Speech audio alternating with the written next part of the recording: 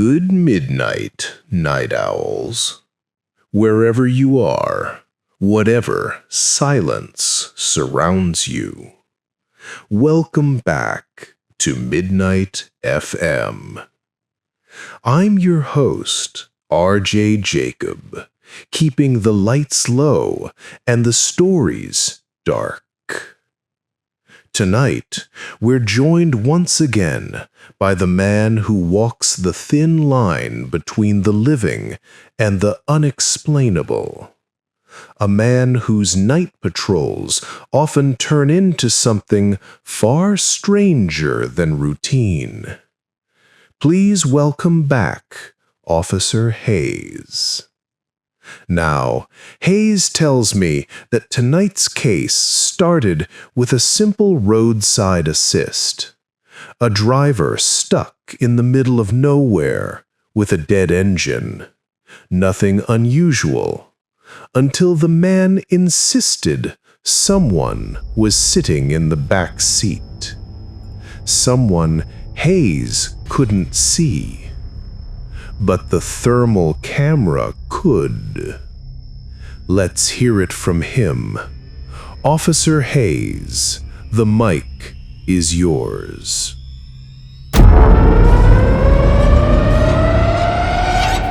Thanks, Jacob, and good midnight to everyone listening. Tonight's story takes place on a stretch of road I've patrolled hundreds of times. A quiet, empty highway just outside Fairview County, a place where the darkness feels heavier than it should. No houses for miles, no service stations, no streetlights. Just trees, asphalt, and the kind of silence that presses on your eardrums. It was a Thursday night, cold, windy. My shift had been slow, just the usual stray animal reports and a neighbor dispute over loud music. Around 1:47 a.m., dispatch sent out a call. Vehicle disabled, single occupant, possible distress. Nothing unusual. Happens all the time. But when dispatch added, caller reports someone in the back seat, I raised an eyebrow. Most times that means a drunk person, a passenger trying to sleep, or someone the driver forgot to mention. No big deal. I headed out anyway. The GPS pinned the vehicle on Old Briar Road, a place truckers avoid because of wildlife collisions. That road has no cell reception in parts, even our police radios get patchy.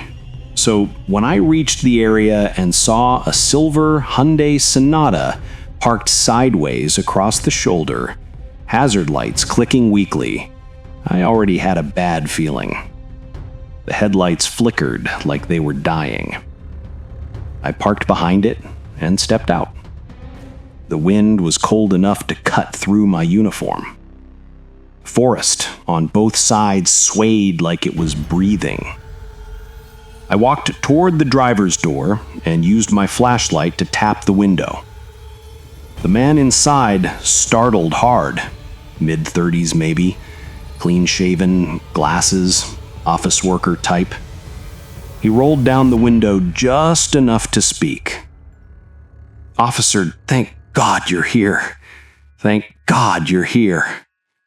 His voice shook, not from the cold, from fear. I kept my tone calm. "What seems to be the problem tonight?" He swallowed. "My car, it just died completely. Power shut off, engine too, but that's not the problem."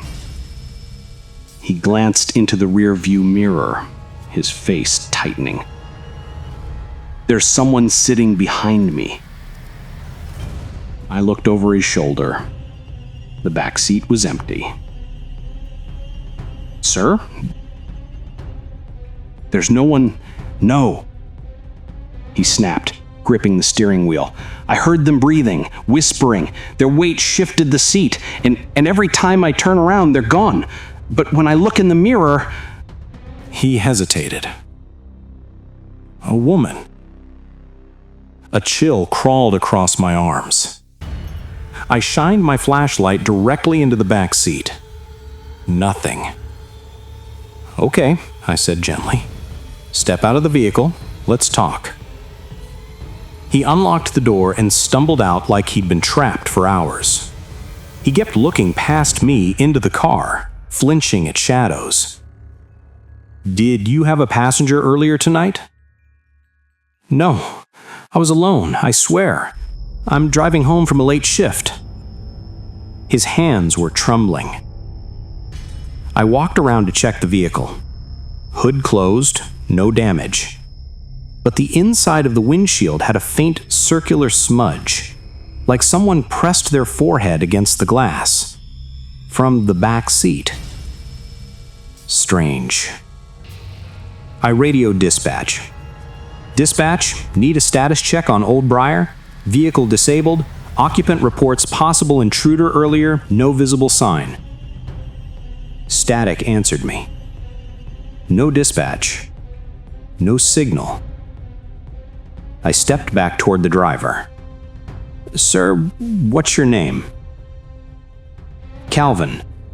Calvin Price." "Okay, Calvin, I'm going to run a few quick checks. Stay right here." He nodded, rubbing his arms as if suddenly cold. I grabbed my patrol car's thermal imager. If someone had been in the back seat recently, the seat cushions would still show a heat signature. I pointed the camera at the Hyundai. Front seat, warm, where Calvin was sitting. Back seat, cold. Ice cold. Almost unnaturally cold. But then, as I scanned the right side of the back seat, a shape flickered into existence. A temperature outline. A figure. Small. Human-sized. Curled forward slightly, as if leaning toward the front.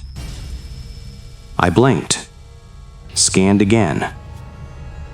The shape was still there. And then, it lifted its head.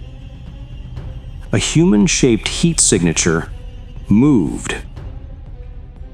My mouth went dry. I lowered the camera slowly, staring at the empty back seat with my naked eyes. Nothing. But when I lifted the thermal camera again, the figure was now facing me, and colder. The shape in the thermal camera didn't glitch. It didn't blur. It didn't distort like a reflection. It moved with purpose, slowly turning its head toward me, as if it knew I could see it. My pulse hammered in my ears. But training kicked in. I kept my stance steady, breathing even. "Calvin," I said, without looking at him, "don't panic, but I need you to stand behind my vehicle." He backed away immediately. You see it too?" "I see something. Stay calm." I kept the thermal view centered on the car. The figure sat perfectly still, facing forward again, shoulders slumped, head lowered. It almost looked like someone exhausted or grieving. But the temperature reading told another story. The outline wasn't warm like a living person. It was colder than the air around it, colder than the metal frame of the car. A blue-violet silhouette in a world of oranges and reds. I forced myself to speak. "Calvin, describe the woman you saw." "I didn't see her clearly, only in the mirror. She had long hair, dark. Her face was pale, I think, and she leaned forward like she was trying to speak to me. The thermal signature matched his description exactly. "Did she touch you?" I asked. His eyes widened. "Yes, when I was trying to restart the engine. I felt fingers on my shoulder." The temperature in the back seat dipped even lower. The outline sharpened. She was listening. I took a slow step backward, keeping the thermal camera steady. My other hand hovered near my holster, not because a weapon would help, but because instincts die hard. Then the shape tilted its head, like a curious animal, or a confused person. And that's when I noticed something the first scan didn't show. She wasn't sitting on the actual seat. Her outline hovered slightly above it, like she was weightless. The wind shifted, rushing across the highway in a cold gust. Calvin shivered behind me. The trees groaned as branches bent. And then, the car lights flickered on by themselves. The headlights flashed once, twice. Then the interior dome light lit up, and the back seat was still empty. But in the thermal, the figure stood up. My grip tightened. "Calvin, stay behind the car." He whimpered. "Is she getting out?" I didn't answer, because the thermal showed the door opening, even though the handle remained untouched in reality. Something stepped out of the car, invisible to the naked eye, but freezing cold in the thermal image. The shape now hovered beside the open passenger door, long hair hanging down, head bowed. And then she turned toward Calvin.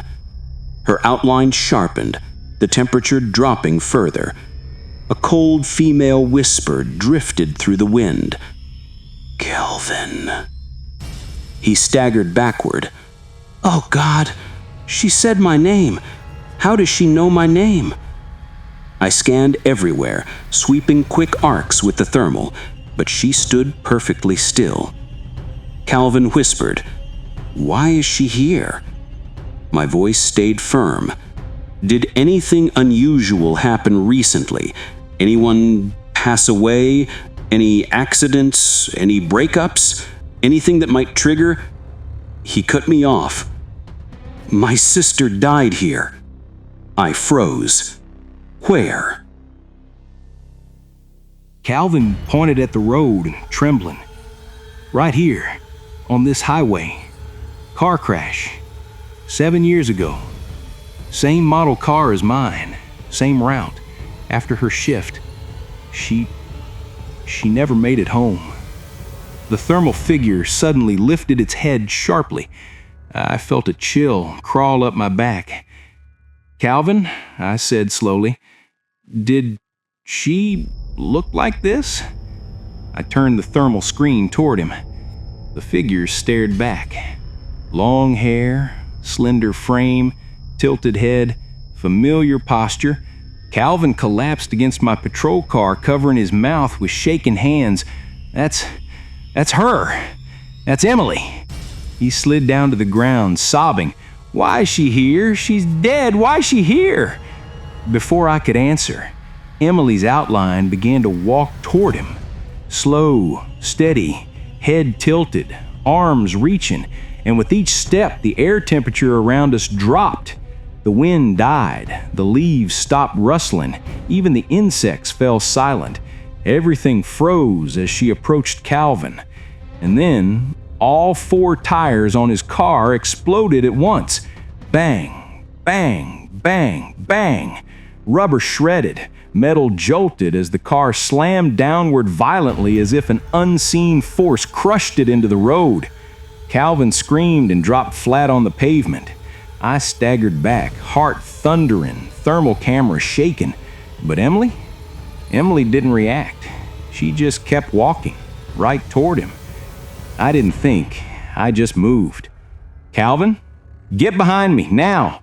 He scrambled backward on his hands and elbows, eyes wide, tears streaking down his face. The air around us had gone so cold that every breath came out as white fog. My flashlight dimmed, its beam shrinking like something was draining the battery. Emily, whatever remained of her, kept walking toward him with slow, deliberate steps. Her outline flickered in the thermal like a dying flame. She wasn't attacking, she wasn't rushing. It was worse. She was approaching him with purpose, like she was returning to someone she hadn't seen in years. "Emily!" I shouted, not sure why, maybe instinct, maybe desperation. "Emily, stay where you are!" She stopped, not because of me. Her head turned slightly, turned as slightly, if something behind her as if caught its something attention. behind her caught her A faint attention. static hiss filled the A air, faint static like an old hiss radio filled the tuned air, to a dead like an channel. old radio Then tuned I into a heard dead A channel. voice, Then I heard it. low, A voice, distorted, a whisper, genderless. low, Don't distorted, let genderless. him go. Don't let him go. Galvin gasped, clutching his chest. "Officer Hayes, what was that? Who said that?" I scanned the thermal again. Emily's outline wasn't alone anymore. A second shape, a mass of cold, heavy blue, began forming behind her.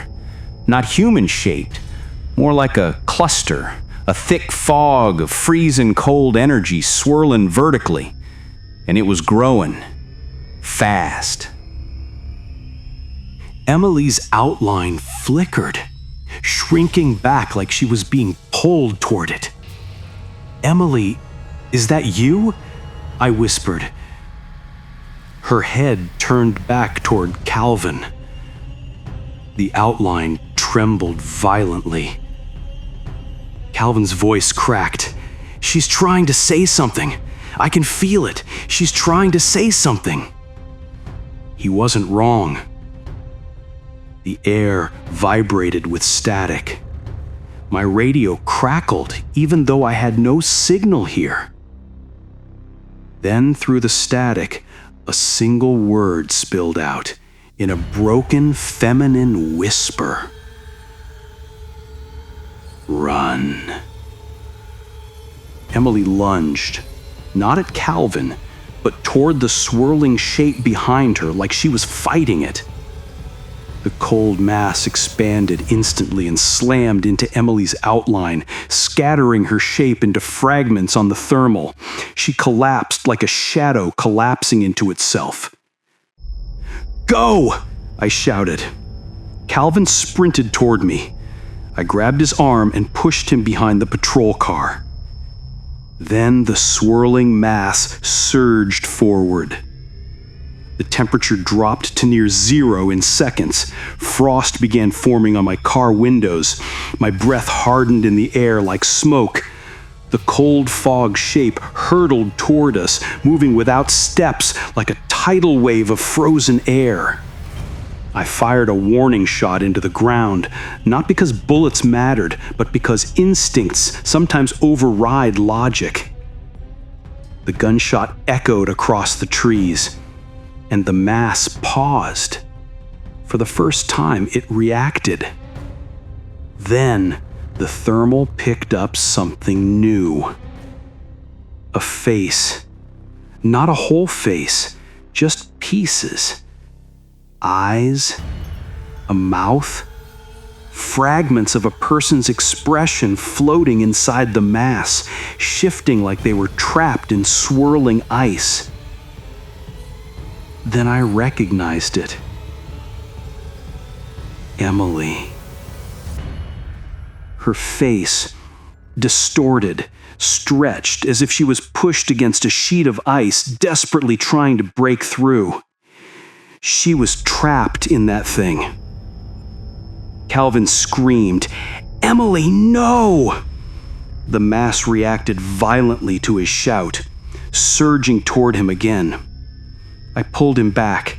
"Stay down!" I shouted. "Don't look at it! Don't call to it!"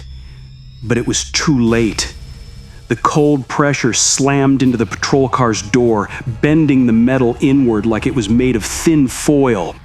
The impact rattled the vehicle, shaking my entire body. The headlights flickered, then died completely. Complete darkness swallowed the entire road. Only the thermal cam showed any shape, and the swirling cold mass was now inches away from my face. Something inside it spoke, not with a whisper this time, but with dozens of overlapping voices like a choir of the dead, all trying to speak through one mouth. He did not see her. The force blew past me, slamming into the forest so hard the trees cracked like bone snapping. I grabbed Calvin again. "Get in my car! Move!" We ran to my patrol vehicle. My hand shook as I yanked the door open. Calvin dove into the passenger seat, sobbing, shaking uncontrollably. I jumped behind the wheel and turned the ignition. Nothing. The engine didn't even click. Every system was dead. Calvin whimpered, "Hayes, it won't let us leave." I hit the ignition again. Dead. The thermal camera, still recording on the dashboard, showed the mass returning from the forest. Faster this time, larger, like it had absorbed even more cold, even more force. It was coming right for us. "Come on," I whispered. Come on, start!" I hit the ignition one more time. The engine didn't start, but the radio did. And it wasn't dispatch. It was Emily's voice. Clear. Broken. Terrified. "Hayes, please don't let it take him." The swirling shape slammed into the windshield. The glass spiderwebbed. The whole car shook and the dashboard lights flickered violently. Then, the engine roared to life. I floored it. Tires screeched. Gravel exploded behind us. The patrol car fishtailed before catching grip and launching forward down the dark highway. I didn't look back, but Calvin did, and the scream he let out wasn't just fear. It was grief. The patrol car didn't stop shaking until we were nearly 5 miles from that stretch of dead highway. Only then did the cold lift. Only then did the headlights brighten.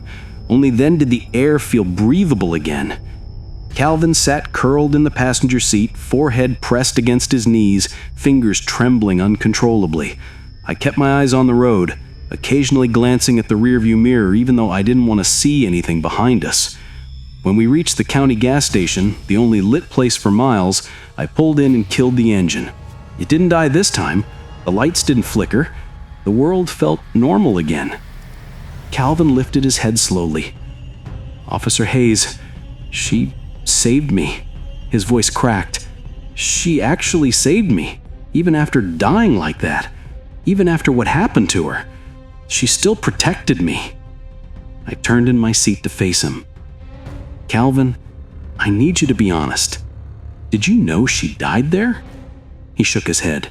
"I swear I didn't. I only found out last year. Grandma told me she passed away in a car accident. She never mentioned the bridge. She never told me she died alone on that road." "She didn't die alone," I said quietly. He swallowed hard. "She said something to me, Hayes, back there, when she looked at me. I didn't hear her voice, but I felt something, like she wanted me to know she wasn't angry, like she wanted me to live." I believed him.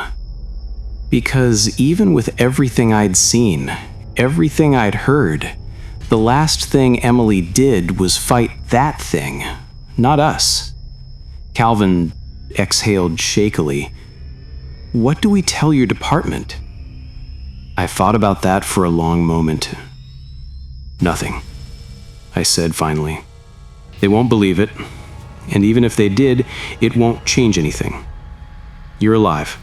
That's what matters." He nodded slowly. But the night wasn't done with us. When I stepped out of the patrol car to stretch my legs, I noticed something on the hood. A thin layer of frost covered the metal, just a faint dusting, but enough to make my breath catch, because someone had traced a message into the frost using a fingertip. Just 4 words. He did not see. My pulse spiked. Calvin stepped out behind me, saw the writing, and froze. "What does that mean?" he whispered. I didn't answer. Because something else caught my eye. A small, perfectly round frost pattern lower on the hood, like someone had pressed their forehead against the metal. I lifted my thermal camera out of instinct, even though I knew damn well nothing warm should be there. The screen flickered. Static. Blue haze. Then for a half second, a face. Emily's. Her expression, soft, almost peaceful, fading into the cold like a breath disappearing in winter. Then the screen went dark. Calvin whispered, "Hayes, was she saying goodbye?" I stared at the place where her face had been. "I don't know," I said softly, "but I don't think she wanted you to die tonight."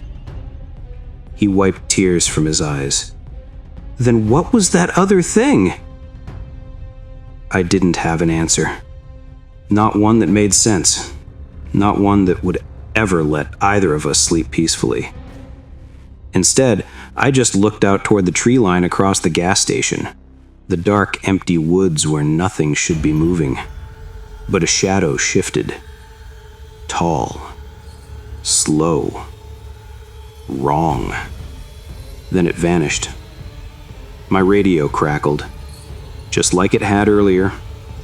White noise first, then a warped, distant voice, so faint it could have been wind. But I heard it, and I know Calvin did too. Not over.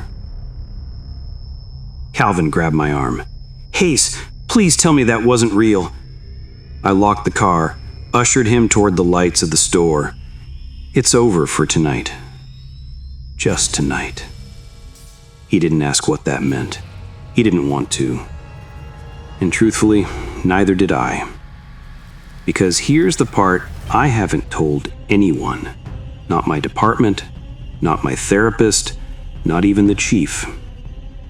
When I got home that night and hung my jacket, my body cam, which had been off the entire time, powered on by itself, and a single corrupted video file started playing. It was only 2 seconds long. 2 seconds of a staticky face leaning close to the lens, whispering one thing. "See." The video ended. The body cam powered off. And to this day, it refuses to delete that file.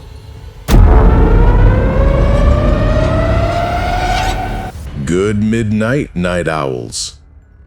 What a night, and what a story.